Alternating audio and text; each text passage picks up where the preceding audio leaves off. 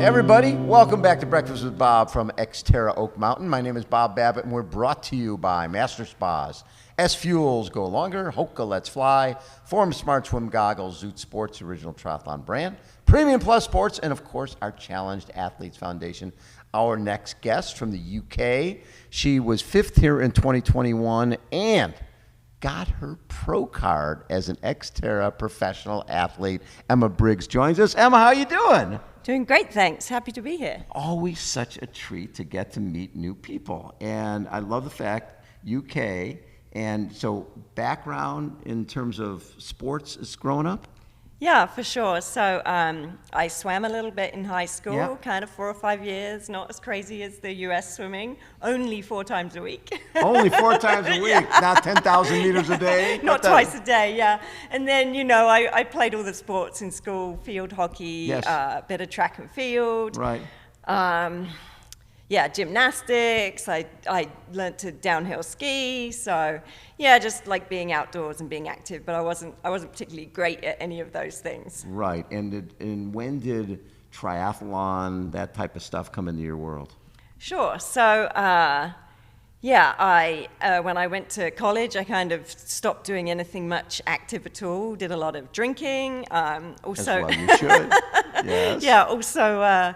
Used to play a lot of music. So Now, it what'd you wasn't, play? What instrument? the flute. Oh, nice. Okay. Yeah, so I did a lot of that in college. And then when I left college, I moved to London in the early 2000s. And I got back into kind of riding a bike a bit. I'd always loved to ride a bike as a kid, but, you know, just riding around, you know. Recreational. Yeah, so I rode to work every day. It was kind of 5 miles each way. So I was racking up a lot of miles riding the bike without really thinking about it. It was just a form of transport. Yeah. I love efficiency. It was basically the fastest way to get to work. So even with public transport.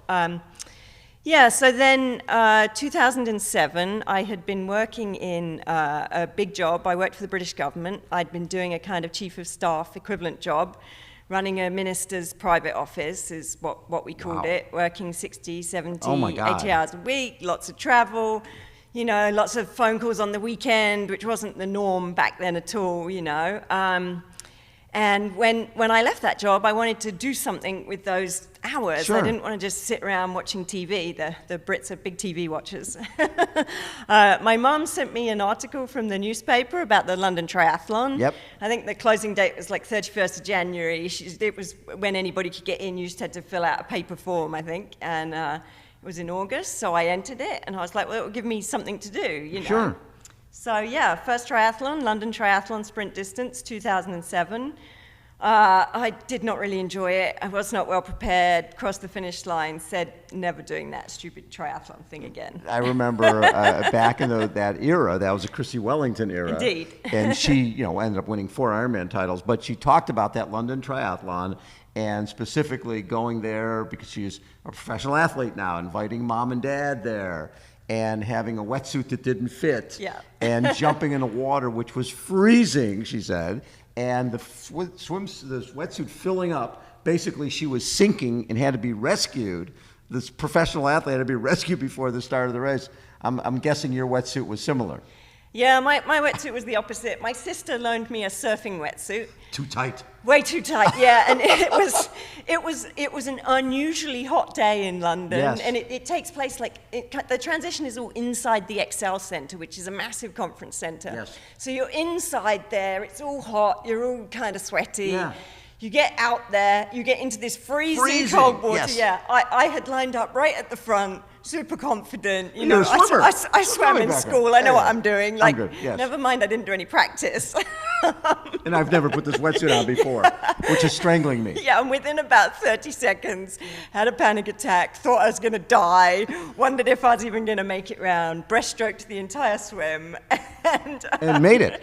And made it, yeah. And then the bike and the run weren't that fun either. I hadn't done a whole lot of running Right. either, and Yeah, so I was kind of done. You were done. Yeah, And yeah, I then was you were done. never going to do this triathlon Yeah. thing again. Yeah, exactly. But you did. I did, yeah. And what got you back into it? You decided, I'll do it the next year, see how it is. Yeah. So We forget about the bad stuff. Exactly. A few weeks later, like the Yeah. brain starts going. You're thinking, oh, maybe I can do it a bit better. So I invested in a couple of pieces of gear. I bought an ex-rental wetsuit for £50. That actually fit? Yes, it was actually designed for swimming. Yes. Yeah. And what else did I buy? I think I bought some kind of tri-suit, or at least proper like running shorts, maybe Yes. cycling shorts. And I took the back rack off my hybrid bike. That's good. Yeah. A little extra weights. You might not need that. Yeah. Yeah, and so I took, 10, 15 minutes off my time, maybe a bit more. It was exciting, and then I was Very like, cool. oh yeah, I think I can get better at this. And so, 2007 rolled around, and by then I bought myself a road bike, which was That's a big pretty step big up. investment. Yeah, I put some aero bars on it, got the clip-in pedals. I definitely bought a tri-suit for that year. I also put my name on it because I had noticed the year before there was somebody near me that everybody was cheering for. And I was like, what's going on? No one's cheering for me. And I noticed she had her name across her top. So I was like, I'm going to do that. So There you go. Yeah. So you had your name on there so I people had my name on it. Yeah. Emma! Go Emma! Yeah, I like it. It was great. So then, and then 2009, that was when I moved to Chicago. And found the Chicago Triathlon Club. Indeed, yeah. So I moved to Chicago as a diplomat. I worked at the British consulate. I was responsible for running our trade and investment team over a kind of big swathe of the Midwest and the South, and couldn't really hang out and make friends with people in the office because I was the new big bad boss. Right. Yeah. And so, I joined the triathlon club, met a ton of great people, and got sucked fully into it. So within a year, I think I had done my first Olympic distance, my first half Ironman, and my first marathon. Oh my God. And eventually you did full Ironman. I did. Wow. Yeah. So first Ironman was 2013. Okay. I did 8 in the space of 5 years. Oh my God. Yeah. What was your PR? I did a 10:22 at Wow. Ironman Chattanooga. Oh, good for you. Yeah. So now you're doing Ironman stuff, done 70.3 stuff. I'm sure then you were like, okay, well, I'll just learn to ride a mountain bike and I'll do XTERRA as well. Not exactly. Ironman was kind of really my thing. Yes. Like, I am a classic diesel engine. Right, like, go forever. I am not going to beat anybody in a Right. sprint.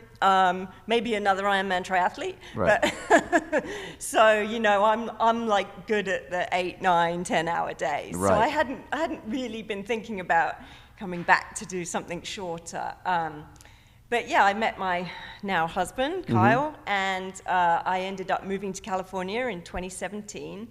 And he said, oh, you need a mountain bike. We got all these trails out here. So we bought new mountain bikes and went out for a few rides, and it was a disaster. You didn't like it very much. Not really. It was like relearning to ride a bike for me. Like, I thought I'd been riding a bike for 30-odd years, but apparently I hadn't.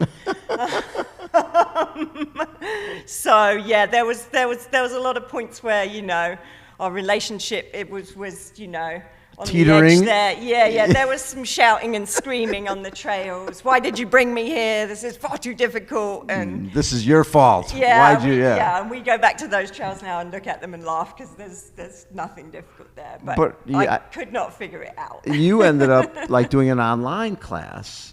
I did, yeah. And really learning how to mountain bike. I did, yeah. So we went to a few in-person classes. Yeah. And they were quite difficult for me. You can't make very much progress in like 4 to 8 hours, right? You have to do it like over time.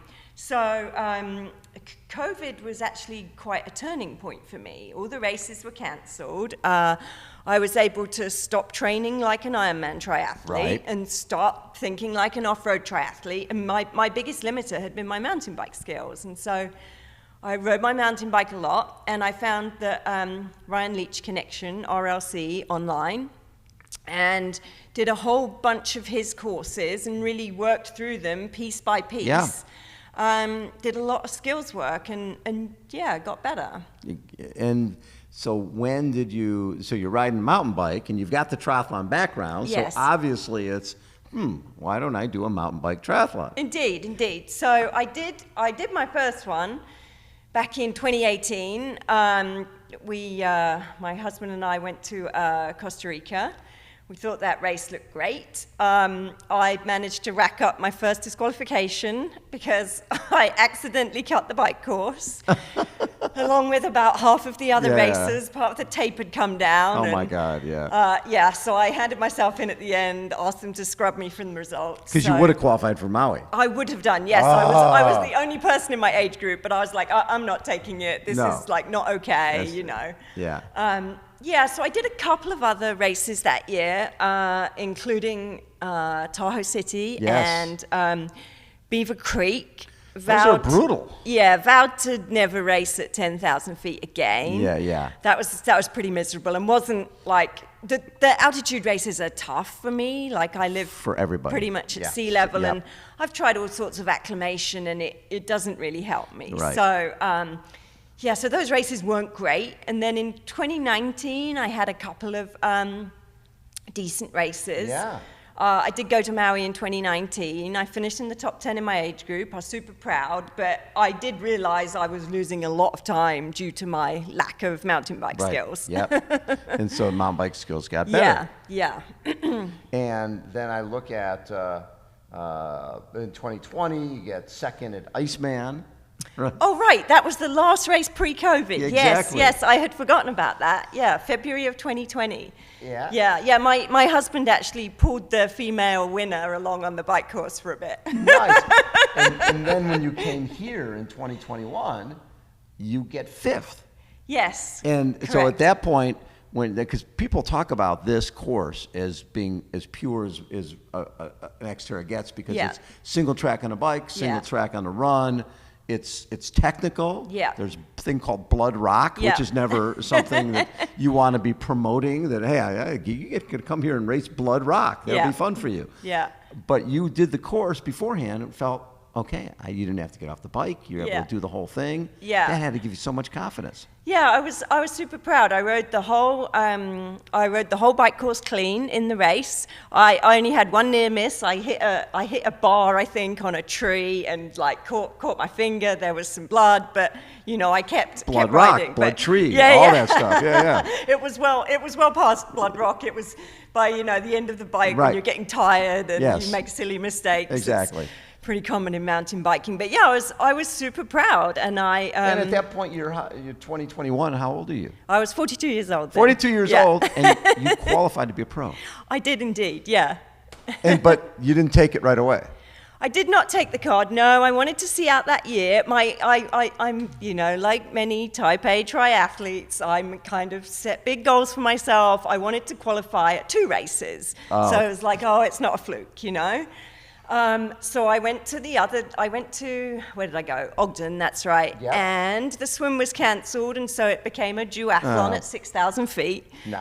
Yeah, it was a day I'd like to forget. Yeah. And then I went to Worlds in Maui. Yeah. And that was another day I'd like to forget. The swim was cancelled. We always joke that XTERRA never cancels the swim. Especially in Maui. It doesn't matter how big the waves are, how bad the weather is, but the waves were absolutely crazy. Yes. The swim was cancelled. It was another duathlon. I just had a kind of day. Yeah. And so I was sort of, questioning, was I going to take it? And so I looked back over my workouts, some of my other races, and I had a local Olympic distance race I'd done where I'd actually PR'd it, over 10 years of racing Olympic distance triathlons, and I had fastest swim I've ever had in an Olympic distance. I'd PR'd the bike course, and I'd been pretty close on the run as well. Right. So I was like, it wasn't a fluke. Like, you have got better, Yes, a lot better. Yep. Yeah, and so my husband and I love to travel, so we had looked at like the upcoming schedule, and we were like, it'd be super fun. We can pick a few races that have a pro field, and let's give it a go. And I did. And then this year, in 2022, we're talking XTERRA Italy, XTERRA Belgium. XTERRA Tahiti. Yes. You guys do like to go to the good places. Tahiti is spectacular. And you were fourth in Tahiti. I was, yeah. And that was your first year as a pro. Yes. And you dug it. Yeah, it was good. And I don't know, the races in Europe were a bit challenging for me because they're not, the courses aren't very technical compared to what they're like here. It's a lot of straight up. Yeah, and also they would start the age group men like 1 minute behind us. So you get like run down by 100 fast dudes in the first 30 minutes. Yes. So it's kind of depressing. I don't think either of the races I picked there really played to my strengths. Like we had an amazing experience, but I wasn't like super happy with my races. So this year I have picked my races more carefully and I kind of want to feel like I can be a bit more competitive, have a race with a few people out there. Yeah, I mean, I'm not going to win anything, but I want to feel like I belong there, Well, and for here, so you'll do the long course tomorrow. Yeah. And then the short track on Sunday. Yes. You like the short track? No, but it's it's going to be miserable, but where I live, I race a mountain bike series on Wednesday nights. We call it Wednesday Night Worlds. It's like Hour of Pain every Wednesday. So I do have some experience. Yes. Yeah. I've never done anything this short and hard in triathlon, but I'm willing to give it a go. Well, and it's just going to make you better for a long course. It's just it's a morning of speed work. Yeah, totally. That is very cool. Emma, such a treat to get to meet you and spend time. Yeah, you too. I look forward to watching you race this weekend. You've had, like we were just saying, Josiah Middow and Paco, there's so many athletes who are better now in their 40s than they might have been in their 30s. Totally. And there's really no limitation to age is just a number, right? Yeah, agreed. Congratulations on everything you've done, and have a great time this weekend. Thank you. All right, Emma Briggs has been our guest, everybody. Again, Breakfast with Bob, XTERRA Oak Mountain. Hold on, we will be right back.